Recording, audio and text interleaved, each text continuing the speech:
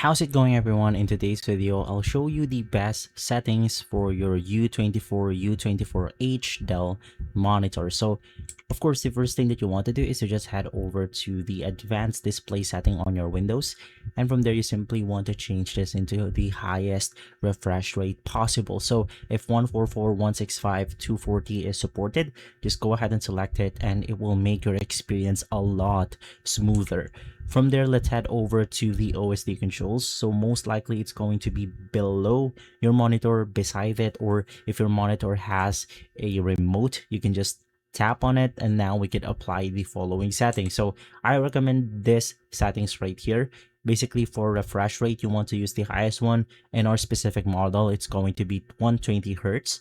For the preset mode, I suggest using sRGB and standard because it will provide us with the most natural colors. For brightness, use 40 to 60, but this can depend on your room lighting. But generally, you want to avoid those high brightness to simply reduce eye strains.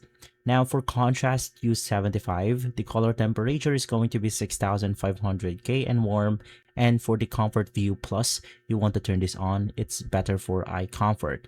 And for the things that we have to turn off, it's the dynamic contrast, and same thing with over sharpening.